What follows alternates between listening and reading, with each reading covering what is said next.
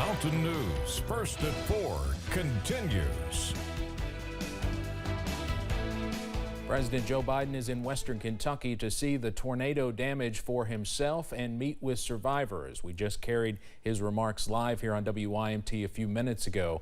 At least 74 people have died in Kentucky alone, and dozens are still unaccounted for. This is the president's 5th visit to a natural disaster site after just 11 months in office. Now, for more on President Biden's visit today, let's go to WYMT White House correspondent John Decker, who joins us now live from Washington, D.C. And John, I know you've accompanied presidents before when they are touring areas hard hit by disasters. What does the president hope to accomplish by this trip?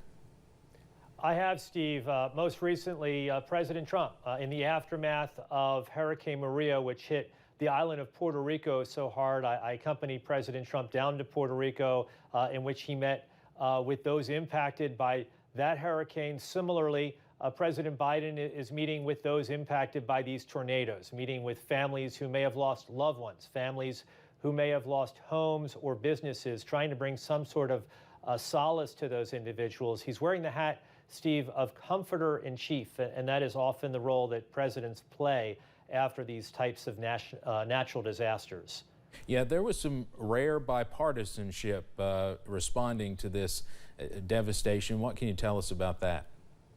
Well, that's right. The president left from Washington, D.C. early this morning en route to Kentucky aboard Air Force One with the president is the Republican congressman that represents the 1st congressional district in Kentucky, Representative James Comer. You know, the congressman and the president probably don't see eye to eye on many issues, but he clearly was touched by all of the things that the federal government is doing right now on behalf of those impacted by these tornadoes. In addition to that, you also had a letter sent out on the letterhead of Senate Minority Leader Mitch McConnell. He wrote a letter also signed by Republican Senator Rand Paul, every member of the Kentucky congressional delegation, thanking the president for all that he is doing in order to provide disaster relief, disaster assistance to those impacted by these tornadoes.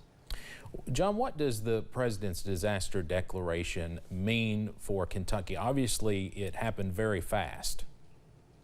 It did. It happened in less than 24 hours, and that was one of the reasons why the Kentucky delegation, congressional delegation, was thanking the president. What it means is that those impacted by these tornadoes can get disaster assistance immediately. That means grants to families, grants to businesses, low interest loans as well.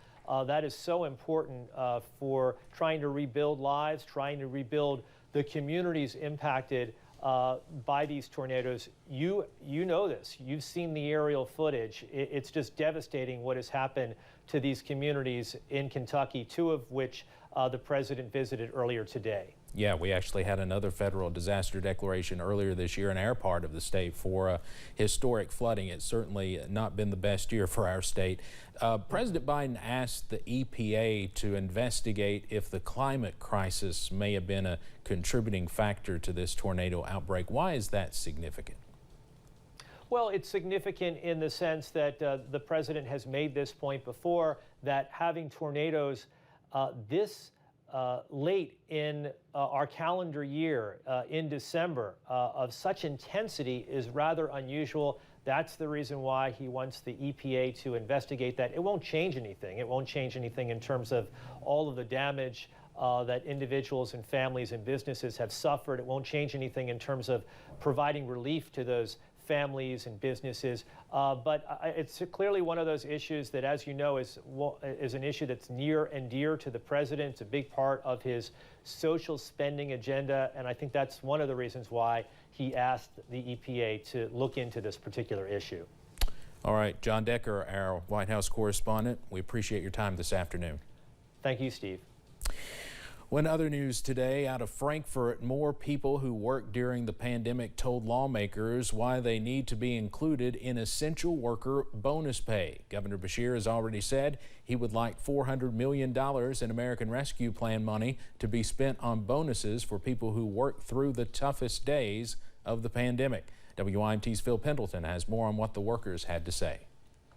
It was a packed committee room before the State House Democratic Caucus. Social workers to sanitation workers, public school employees, support staff, and many others appealing to lawmakers on why they should be included in that hero COVID bonus pay, many of them stating that what they dealt with during the pandemic caused many of their colleagues to leave their professions. Put ourselves in harm's way for the last 2 years. So the purpose was to hear the plight of the frontline worker. Today, educators to social workers to other public workers talked of adapting to their new environment and the challenges it brought them.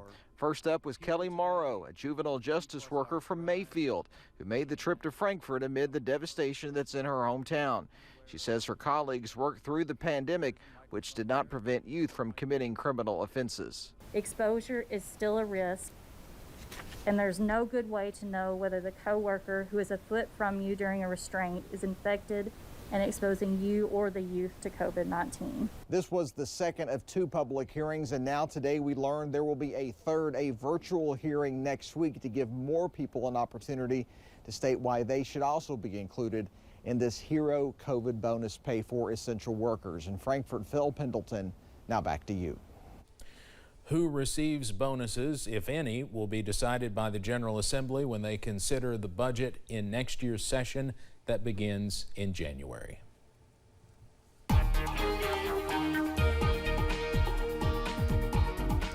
Well, I'm officially putting the region on sunset watch tonight thanks to high clouds beginning to push in from the west. And as that sun sets over the next hour or so, I think we're in for a pretty nice sunset. You already see the makings of that from our Buffalo Mountain camera here in Perry County, upper 60s. It's a mild one out there and a little bit breezy as well. We're only going to see those continue to increase as we head through the night and into the day tomorrow. Upper 60s, even some few middle 60s. Look towards Prestonsburg, 70 degrees out there right now. It's been a warm day for us. We've been in good shape. Just a few of those high clouds beginning to work in from the west. Let me pan you out to the west, though, and see what they're dealing with. Another powerful storm system triggering severe thunderstorm warnings, tornado warnings in the Midwest, taking aim at Omaha right now. This system's headed our way, but not with this intensity as we work into the end of the work week and into the weekend. So mid-40s overnight tonight with light south winds. Partly cloudy skies turning mostly cloudy as we head into the daybreak hours on our Thursday. And then eventually we'll start to see some of those showers working in as well. I'll have the very latest on when we could see those showers begin to work in coming up in just a bit. Steve? All right, thank you very much, Evan. Well, the Christmas season is in full swing. Lights, tinsel, trees, and presents. But with Christmas also comes cold weather. With that cold weather, many folks throughout the region are keeping warm with gas-powered heat.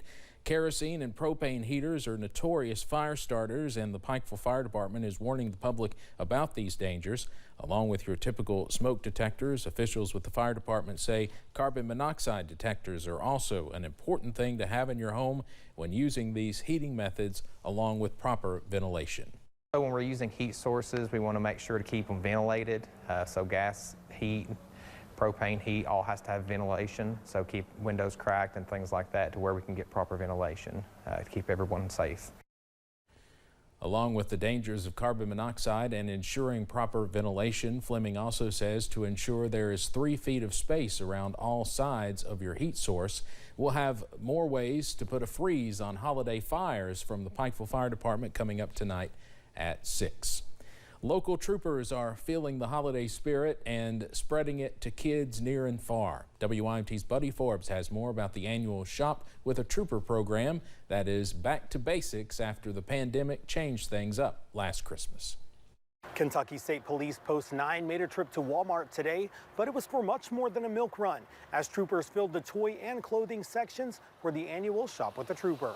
Around 60 kids from Pike, Floyd, Magoffin, Martin, and Johnson counties joined the men and women in gray today, each child hitting the aisles with a trooper to pick out toys, clothes, and more, as part of the annual effort to put smiles on faces and gifts under trees. A shift back to tradition after the troopers shopped alone last Christmas. So we had a great turnout today.